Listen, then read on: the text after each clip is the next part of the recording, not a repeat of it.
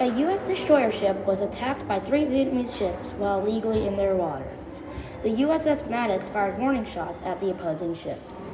Another incident occurred when a false radar scan warned a U.S. ship of a nearby enemy, when there was none.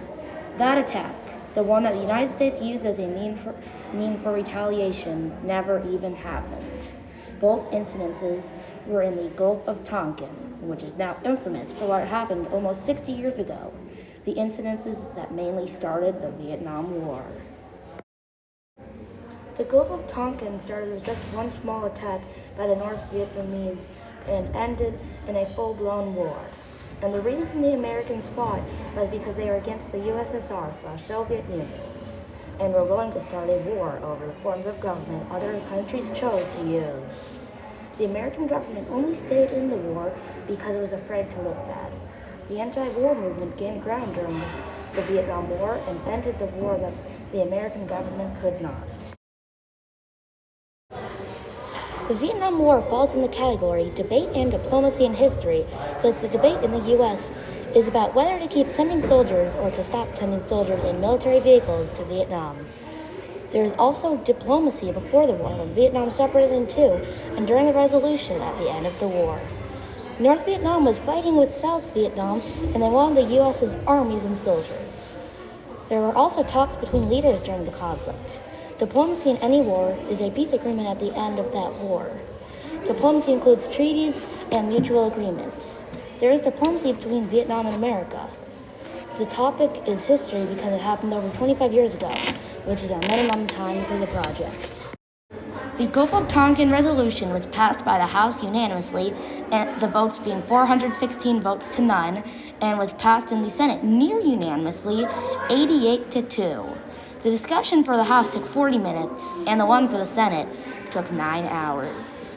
The resolution included terms such as to take all necessary measures to repel any armed attack against the forces of the United States and to prevent any further aggression. This means that the United States is allowed to kill. It also means that they could use any type of attack, foot soldiers, the Air Force, and the Navy in war. Another example, this one from former President Johnson, states, "The vote proves our determination to defend our forces, to prevent aggression, and to work firmly and steadily for peace and security in the area." This is not true. The length of the debate shows that it does not represent unity. It is strange that they say they want peace in the area when they arrive in another country armed with dangerous weapons. This measure, the Gulf of Tonkin resolution, sent over more military advisors, some of whom participated in raids, despite only being there for self-defense, not killing.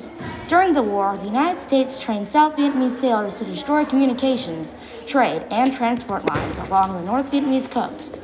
Meanwhile, U.S. warships such as the USS Maddox conducted electronic spy missions, partnering with South Vietnam, relaying information to them throughout the war. North Vietnam used clever tactics to conceal themselves from U.S. armed forces. One tactic they used was guerrilla warfare.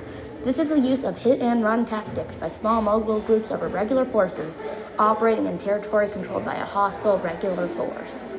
The Viet Cong had more popularity than South Vietnam, gaining them well-needed support from more soldiers throughout the war.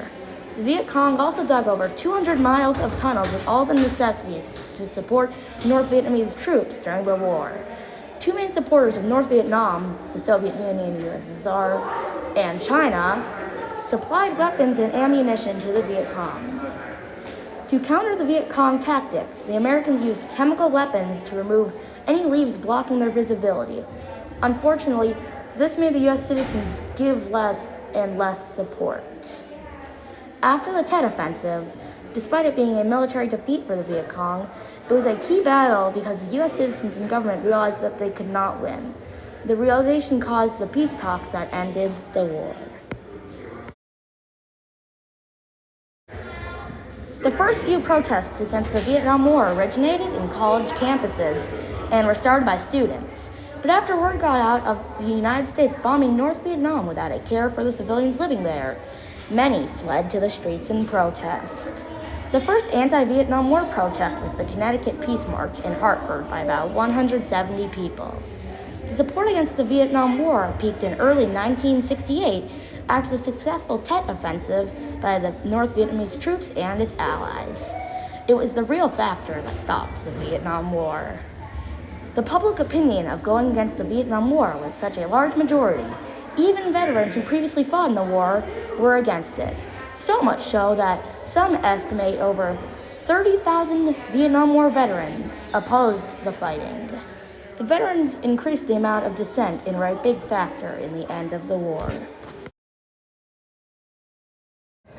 There were protests all over the U.S. Many protests were organized in Chicago against the Vietnam War, with lots of backlash from the city and the police. The most infamous protest in Chicago was started by Abbie Hoffman, Jerry Rubin, Tom Hayden, Bobby Seale, David Dillinger, Rennie Davis, John Frames, and Lee Weiner. This is better known as the Chicago Seven, the group that was arrested on charges of criminal conspiracy and incitement to riot. The trial started with 8, but then the judge declared a mistrial for Bobby Seale, and his sentence was revoked by the Court of Appeals. The group protested at the D16 in 1968. That same year, a series of riots occurred during the convention. We managed to get an interview with Bill Roberts, who attended many protests against the Vietnam War. Well, I was excited. I know you guys are learning about the Gulf of Tonkin incident and the congressional resolution that came out of that. And that fall was there was going to be an election in November between President Johnson and Barry Goldwater for the Republicans. And Johnson ran on a peace platform. In fact, that's all his campaign was, against Goldwater. So it seemed appropriate that we should stand somewhat with, I guess the slogan at that time was half the way with LBJ, or part of the way with LBJ, as long as he didn't escalate the war, which he more or less promised he wouldn't. We know he didn't do that, but anyway. Well, I've attended many protests. I wasn't scared because I was with other people who were doing the same thing, and mostly the demonstrations were very peaceful. Well, it was in August of that year. It was a big news because the president came on TV and said that the U.S. ships had been attacked, and he needed Congress to give him a green light to do whatever was necessary in terms of military activity. So it was a big news event, and people were considering whether the U.S. was going to go to war. There was some shooting between some small boats, gunboats from North Vietnam, against a pretty big ship, which was there to spy on. But the second attack was not. It never happened. A lot of investigation. You probably know about this. They did a lot of investigating, but it was used as an excuse for the Congress to vote the President Johnson, the right to use the military however he wanted. And he did, come after the election, he let loose with a big bombing raid called Operation Thunder. Yeah.